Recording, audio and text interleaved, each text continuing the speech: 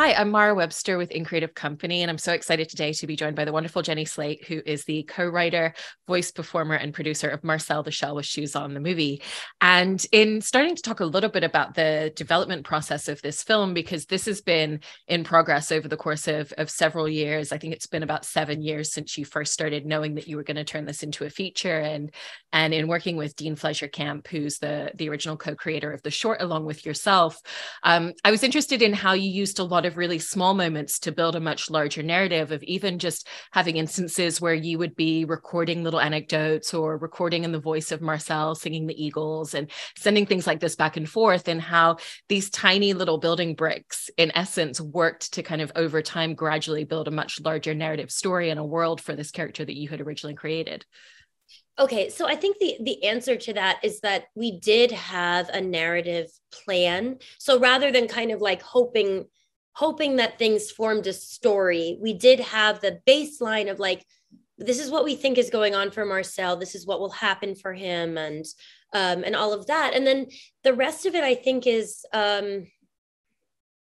unconsciously depending on a creative mindset that is completely open to things coming in. That is like, it's, I guess, like a very inclusive mindset. And I do think, although I've never made a documentary, I would imagine that like, if you're making a documentary, you want the most to happen in your subject's life.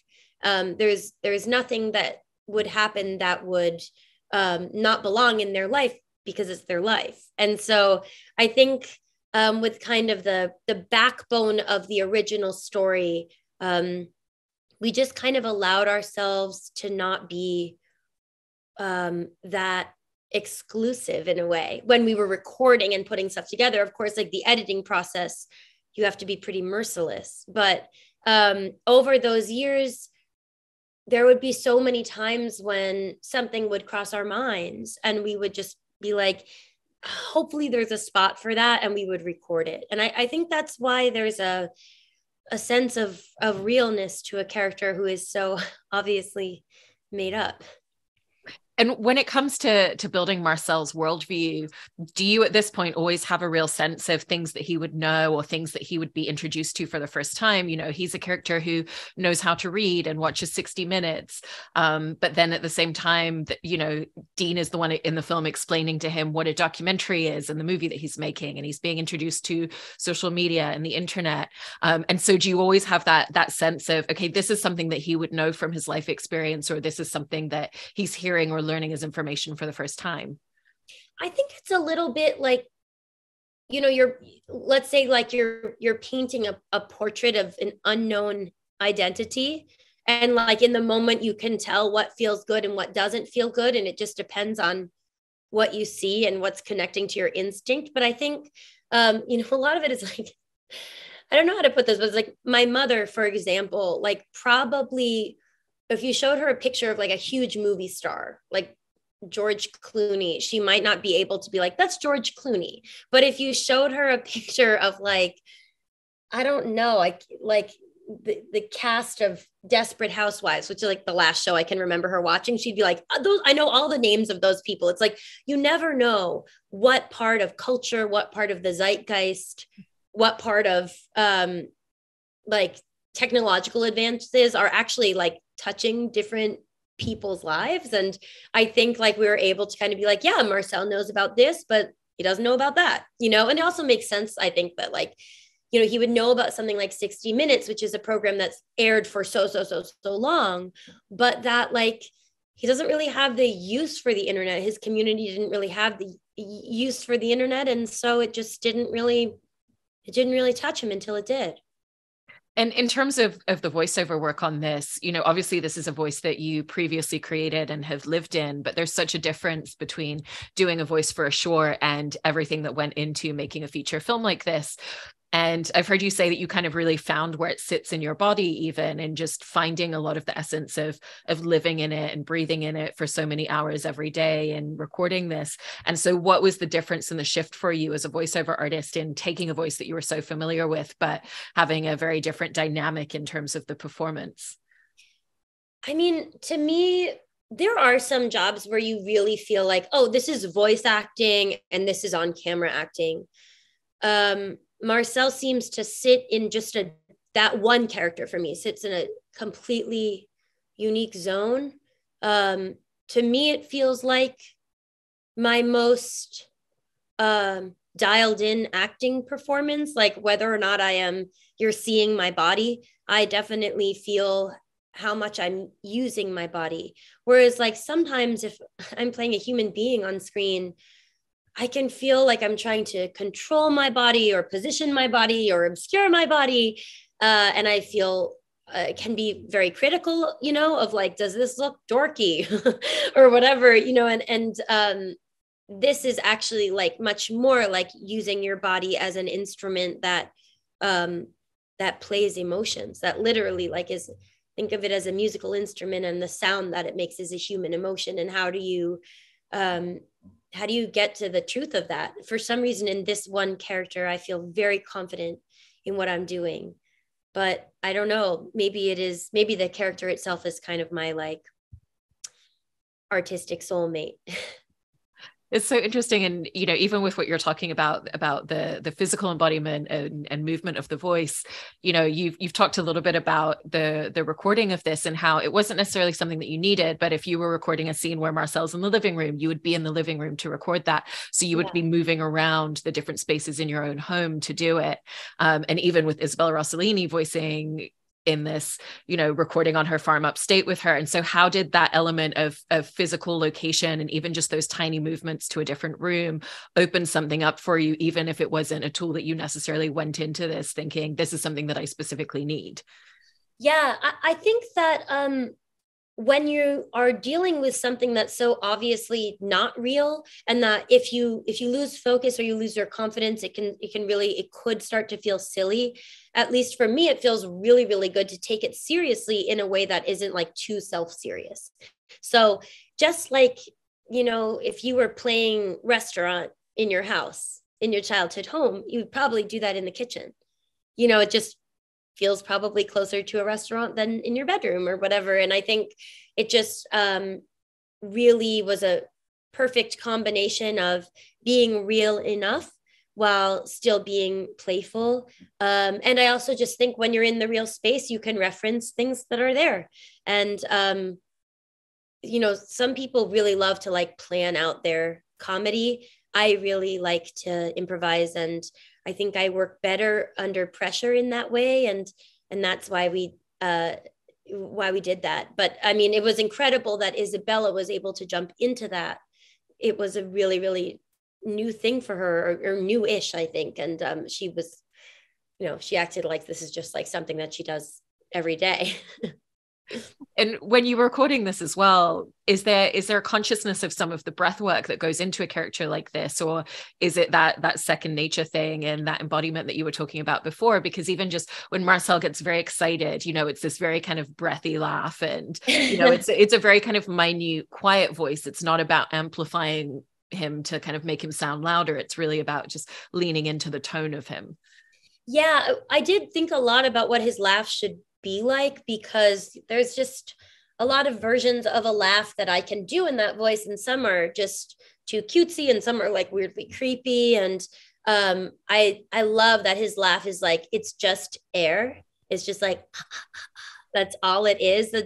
And sometimes it really is just about trying things on, and it's just about what feels right. That is a lot of what the performance is. I do feel like I kind of give a similar answer over and over again, but it is that. And Marcel is really small in stature, and I think a lot of times like what we do with characters like that is like find a way for them to like beat the odds and be big, and for us we were like, but this is what's interesting about him, is his smallness and what that's like, not like his smallness that suddenly gets magnified, but just putting a magnifying glass on his actual smallness. So kind of knew what like rules to stay within there. And also just as an actual voice, it's basically impossible to amplify it. So it's limited too. And with that idea of his smallness being what drives it as well, I know that when, when people were first interested in the idea of coming to you and Dean and the idea of expanding Marcel's world into a TV series or into a movie, that, there were even suggestions of, why don't we put him alongside a comedy actor and make this movie where he, it's like the sidekick style thing. But for you, it was always so important that it came back to what you were just saying, that idea of his smallness. And so as you were all writing and conceptualizing the narrative, how did you make sure that whatever choices that you made for him, so even the idea that Marcel could end up on social media in the film and end up on 60 Minutes, that it still always came back to the intimacy of, this is just a really small guy with a shell showing his world within the space that he lives in? Yeah, maybe that what that is like, do you ever do like kind of like a little ego check on yourself? Like you're like, am I doing this because I want to do it, or am I doing it because I think other people will think that I'm important if I do it? And I think we, Dean and I and Nick Paley, our co-writer, were really mindful about like, is this something that Marcel would do, or are we making him do it because we are insecure about whether or not the story is interesting? Because like, that's the question. Like the things that stick out, the things that can often dent or kind of just like taint a story is when you make your character do something that like you want them to do just so that you can prove that they're worth the viewership, and like it was never a question for me or Dean or Nick whether or not Marcel was worth a feature film. And so I think you do that little kind of like creative gut check a lot. And eventually it does become kind of involuntary. You really like know what to do. I love what you're saying there as well, because it's also something where throughout the film, with all of the interactions and all of the interviews, documentary style, he's showing off his world, but he's not showing off as a person. But there's a little element, when Connie is like, I think it's good for him right now with everything that he's been through to have a little bit of a performance. And so did you always find that line quite easily of, this is what it feels like for him to kind of like perform a little bit in his Marcel way to camera, but never be truly showing off, and also just very earnestly wanting someone to come inside his world and learn more about him? I mean, yeah, for a lot of the movie, even though Nana Connie sees in him like it's really necessary for him to actually be presentational or performative in one way or another, Marcel is kind of, he's innocent of like assessing his own instincts. Like he doesn't do that. That's also, I think, why it's really nice to watch him, because he's not constantly checking to see how he appears. He does, even as a character who has doubts and who can be stubborn, he does actually function pretty freely. And I think the way that he functions is actually an existence that's sort of like dying away now that we can all like, take a photo of ourselves and immediately see it.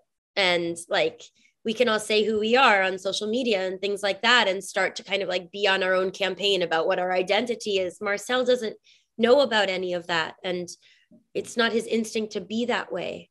And so I think I don't know. I think a lot of it, for a lot of the film, it's like about presenting someone who like definitely has a psyche, but is not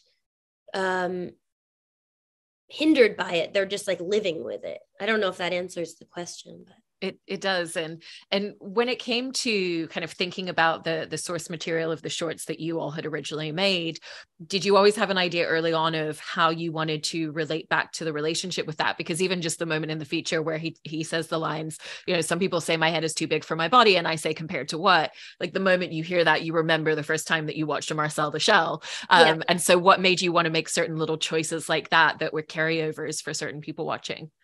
I think we just there was a part of it where it's like it's like putting your name up in lights. It's still your name, and like the Marcel shorts were the original reason for why people loved him. And we thought like, well, people are just going to want to see that again. It's also a bit of reassurance that it's like, we haven't changed him. We remember why you liked him before, and we're trying to make something for you whether you are a fan from 10 years ago or you're someone who doesn't know who Marcel is, this is like the way to get to know him. And it worked before, so we'll keep it again, and then we'll just expand. It felt like it was very inviting and reassuring. I also love the detail of, in one of the original shorts that he was talking about how he always dreamed of the idea of owning a dog and was pulling around this little piece of lint. And then in the film, we get to see what is it like when Marcel actually has a dog. And it's maybe not all he imagined, because it's also quite terrifying for him because he's so small. And so what was the genesis of wanting to, bring an animal into it, again, for that kind of callback element? Well, we did have a dog in, I think, the second video, where Marcel said, "Oh God, I can smell his face." And there are just some things that I think we loved so much that when given the chance to show it to more people or remind people of that, we just kind of wanted to do it again.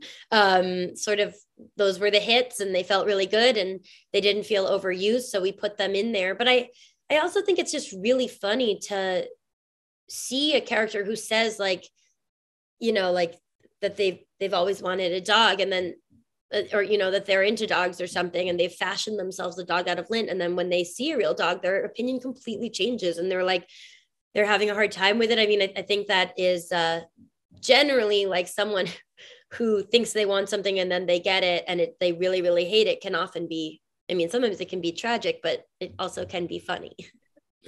And in terms of the relationship that Marcel has with Dean in the film, how did you find that balance of, it's more of a verbal interaction than would exist in the shorts, and it kind of needs to be for the world building with everything that you were talking about before, but still finding those elements of, this is when it feels right to bring someone into the dialogue a little bit more. This is when it feels appropriate to have someone on camera, like when Marcel's the one filming him on the couch, or the 60-minute stages, and where does it still need to just be the essence of, this is Marcel just monologuing about all of his observations around him?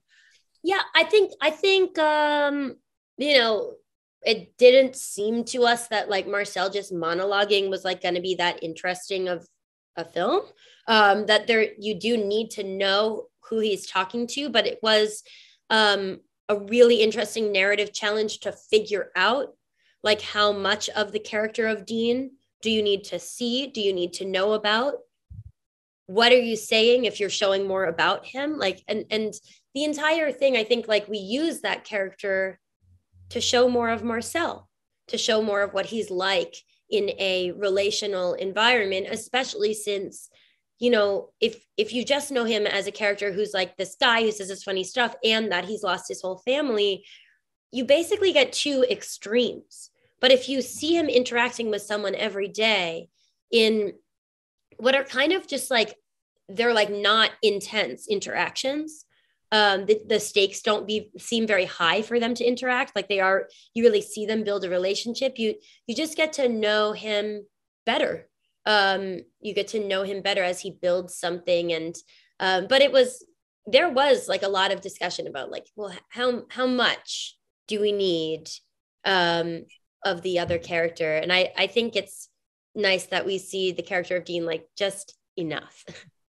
I love that. And, even when it comes to the way that Marcel moves around his world, there's such a practicality to everything. And so how do you all work to conceptualize, okay, if Marcel moves from here to here, how is he going to do it? Or if this is an object in his purview, what is he going to use it for? We can take a tiny piece of pasta and he can play music into it. Or if he's going to move around, it's a tennis ball or honey for the walls, and really just finding these different narrative uses of objects. A lot of that is Dean and Nick just being really funny and really inventive and just coming up with those things. And then there are other moments where we don't have an answer. Like, but how did Connie drag that page of the book or whatever? Like, what's she using? And like, our rule was like, sometimes you just don't need the answer. Like, you're not being tested here. If that's what an audience member wants to do, like, like call us out. I mean, we haven't ever had that, but like, it's not a murder mystery. It's not like, but how did that guy get over there? Like, why would they ever know that? It's just like, sometimes and sometimes you don't know how it happened. And we're really comfortable with that. And what we're mostly trying to show was like an entertaining experience. And I think just to make sure that nothing so stunning happens that it's distracting. And with the narrative overall as well, you know, you were bringing up there that obviously one of the narrative threads in this is Marcel having lost his entire family and not knowing where they are. And so we also get to see what does it look like for a character Marcel with his, you know, incredible outlook on the world to also be navigating through the idea of loss and a certain element of trauma. And it feels like it approaches it in a very real way, and that sometimes it pauses him for a second, and sometimes he's just throwing himself into 20 other things at a time. And so how did you approach finding the difference of the emotional landscape of a character and really throwing so many more emotions into it through a storyline like that? Oh, geez. I mean, I'm really, really trying to like come up with answers that are different than the ones that I've given, but a lot of it really is just not pushing too hard, really understanding that if this were a documentary, what you would get out of it is like the sense of someone living their life. Like I think very few of us, and I do actually think, I'm going to interrupt myself, I do think people are more aware now of sharpening the narrative of their own lives now, because there are so many like reality TV stars, and there's just on Instagram, you can be the person that says like, my life is this, and these are the main feelings, or, you know, but that's not what Marcel is. He is a true documentary subject in the way that like, you know, the ladies in Grey Gardens are. He is contained within his experience, and he's showing it to us, but he is inside of it. You know, he can't exactly see outside of it. So he's not really saying like, I'm traumatized, but I have a really good outlook. He's not on a campaign for, you know, like, you know, showcasing his own positivity. I think like what we tried to show was a person who is making choices, who does know, for example, as Marcel says, like, I don't want to just like I want to have a good life, you know, but that's because he feels that way. It's the same as someone saying like, I don't want to just like, you know, eat like a weird sandwich that I found. Like I want to set the table for myself. And like, even if I have scrambled eggs and that's all I have, I want to make them and have an experience. You know, like it's really cool if someone says that and that's how they feel. It's really gross if they say that so that you'll notice their whimsical nature or whatever, you know? And I just think we tried to keep him on the line of someone who knows what he wants for himself, but is not concerned with making it look good for others in that way. He's not like skilled in the art of peddling around an identity. And that just creates a major rule. And it does help shape other things. And like, there are things that are really, really interesting to us. Like, you know, I hate to be a spoiler, but like at the end, when Marcel finds himself in community again, we took special care to show that for him, he got what he asked for, but he's not exactly sure how to be with it all the time. And that to take breaks from what you've in fact hoped for is not like ungrateful or unwell.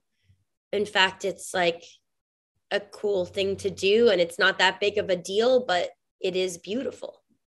So we just, you know, we like try, I don't know, just like finding our way. I love that. And especially that detail at the end that you were just talking about. And in terms of, you know, going back to the voiceover work with this, what I find so fascinating about what this project really asks of you is to have a lot of fluid creativity and to create a performance that feels very spontaneous and of the moment, and to really lean into a lot of improvisation. And yet at the same time, stop animation is also incredibly meticulous and detailed. And, you know, there were different stages of going through recording everything at the beginning to have an audio track, then going through everything being storyboarded and then everything being filmed on location just without Marcel, and then the final step of Marcel being placed into all of the images. And so within that, was there a certain point where you had to kind of be a little bit less improvisational and a little bit more specific in certain ways as the process journeyed in terms of the filmmaking, or what was that relationship with those two juxtaposing elements of what you had to do? The most improv was definitely at the start in the recording of the audio play. But then when we would re-record, when Nick and Dean were really starting to sculpt the script and write things in, we still improvised a lot within that. But yeah, I mean, after a while, you just can't, because you're locked in there. But I mean, my voice recording was really finished, mostly finished before all of that other stuff began. We did a little more recording of voiceover after things had been animated. Like I remember doing voiceover for that last scene. And part of that last scene, if I remember correctly, like what Marcel says about like really enjoying the feeling of himself being connected to everything, I believe that was actually, I know I improvised that. I think it was during just a different thing that was meant to be like, it was just kind of like a random thing that got put there. And then Dean called me back in and had some copy that he had written about like how it was just like Nana Connie to lead me to that place. And so that also, because it's voiceover and there's not like a mouth or a body position where you're going to be out of sync and it won't make sense, I could improvise a little bit within that just to make sure that it flowed into what already existed. So yeah, I guess we kind of kept it open till the end just in terms of the voiceover, but yeah, and there's also a lot of audio that we just didn't use. That's so hard to part with. I can only imagine. I mean, I love all of these details about everything that went into making this film and everything that you've built off of the back of the original short. So congratulations on everything with the movie. And thank you so much, Jenny. Oh, thank you for having me. I hope you have a nice day. Thank you.